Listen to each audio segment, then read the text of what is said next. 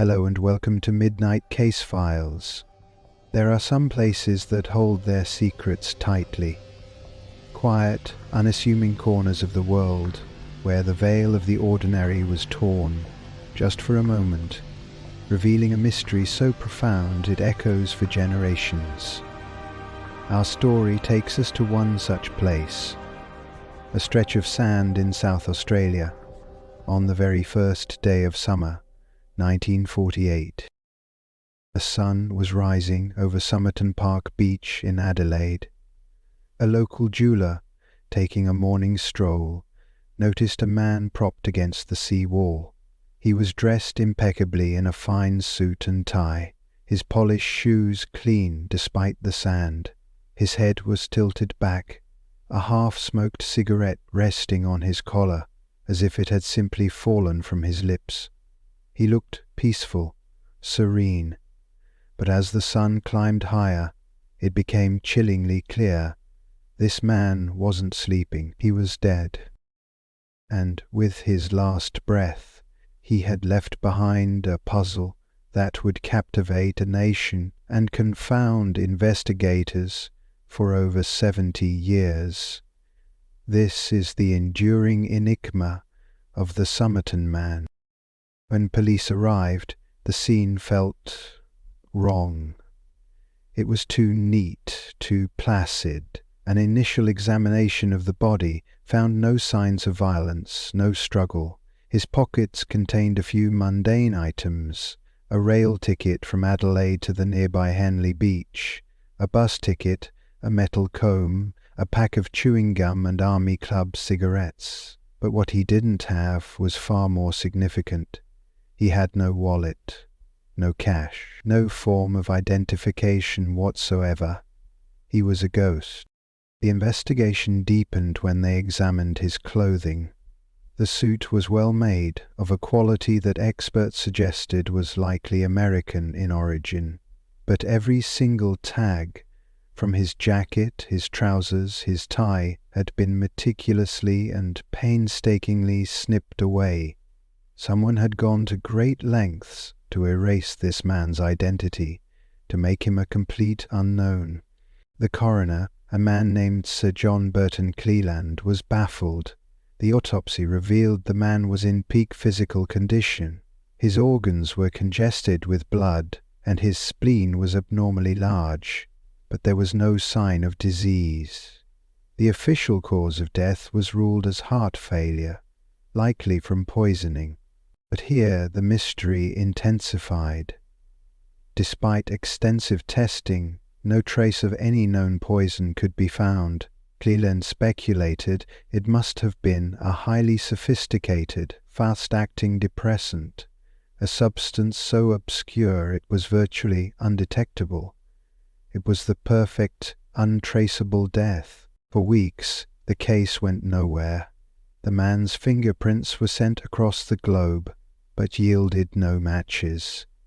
He was set to be just another John Doe, buried and forgotten. But then came the discovery of the suitcase. Left at the Adelaide railway station's cloakroom the day before his death, a brown suitcase was found that police believed belonged to the man. Inside they found more clothes, all with the labels removed.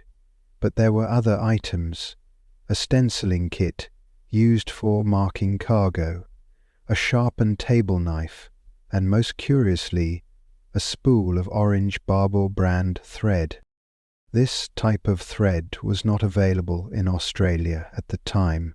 It was the exact same thread that had been used to repair a tear in the pocket of the dead man's trousers. The connection was undeniable, yet the suitcase offered not a single new clue to his name. The case seemed to be growing colder, but then, during another, more thorough examination of the body before burial, a pathologist felt something unusual sewn into a tiny hidden fob pocket in the man's trousers. Inside, he carefully extracted a tightly rolled scrap of paper. On it were 2 printed words, seemingly torn from a book: Tamám Shud. Tamám Shud The phrase is Persian, the final words from the classic book of poetry, the Rubaiyat of Omar Khayyam. It translates to "it is ended" or "it is finished." Was this a suicide note? A final poetic declaration? Police launched a nationwide appeal to find the exact copy of the book this scrap came from. Months later, a man came forward. He recalled that around the time of the death, he'd found a rare edition of the Rubaiyat tossed into the back of his unlocked car, which had been parked near Somerton Beach. He hadn't thought much of it until he saw the police appeal. He handed the book over to investigators, and when they examined it, they found the last page, containing the words "Tamám Shud," had been torn out. The scrap from the dead man's pocket was a perfect match. This felt like the breakthrough they had been waiting for. But what they found inside the book would only plunge the case deeper into shadow.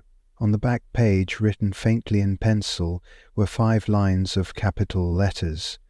It appeared to be a code. To this day, despite being studied by naval intelligence, professional cryptographers, and amateur sleuths, it has never been deciphered.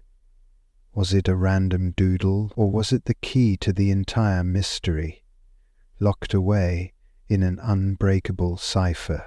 And then there was one more clue. Also written in the book was a telephone number, an unlisted number. It belonged to a young nurse and former Australian military member who lived just a few streets away from where the body was found. Her name was Jessica Thompson, though police protected her identity for decades, referring to her only as Jess. When detectives questioned her, she was evasive. She denied knowing the man, but when they showed her a plaster cast they had made of his head and shoulders, witnesses said she was completely taken aback, her eyes wide with shock. She looked as though she might faint. She claimed she had once owned a copy of the Rubaiyat and had given it to a man named Alfred Boxall during the war. For a moment, police thought the case was solved. This had to be him. They located Alfred Boxall, but when they found him, he was very much alive. And when they asked him about the book, he produced his copy of the Rubaiyat, given to him by Jessica, complete with the Tamám Shud page, still intact. The trail had gone from baffling to bizarre. Jessica Thompson remained the only tangible link to the Somerton Man, but she offered no more information. For the rest of her life, she deflected questions about the case. Her daughter, years later, would reveal that she believed her mother did know the man, and had even misled the police. She said Jessica spoke Russian, and that the man's identity was known at a level higher than the police force. This fueled the dominant theory that the Somerton Man was a spy.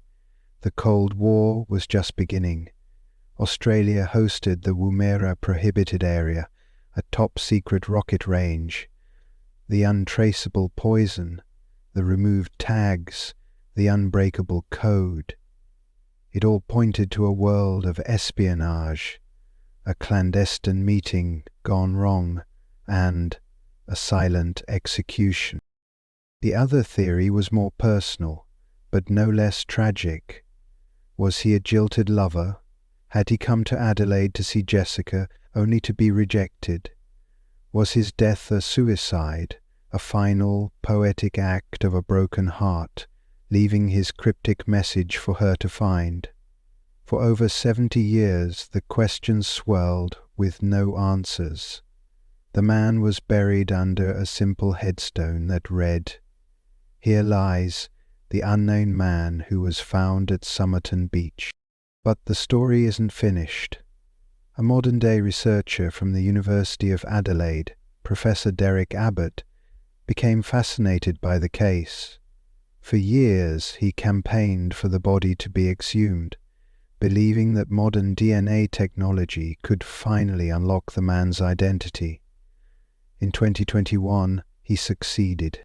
Working with renowned American genealogist Colleen Fitzpatrick, Abbott's team undertook the painstaking work of building a family tree from the degraded DNA they recovered, and in 2022 they announced a breakthrough. They claimed to have found a name.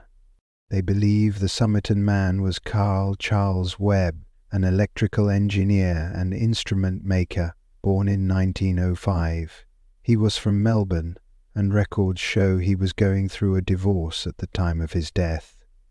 He liked to bet on horses and write poetry, but the official confirmation has been slow to come, and South Australian police have yet to formally verify the finding. Even if his name is Carl Webb, does it solve the mystery? It only raises new questions. Why did he leave Melbourne? Why did he come to Adelaide? Why were his clothing tags removed? Did he know Jessica Thompson? And what, after all these years, does the code mean? We may now have a name for the man on the beach, but the story surrounding him remains as cryptic as ever. He is a testament to the fact that some puzzles are so intricate, so strange, that even when you find a piece, you're no closer to seeing the whole picture. His story is not yet finished. It is not yet Tamám Shud. This was Midnight Case Files. If stories like this matter to you, subscribe for more. We bring light to the shadows, one case at a time.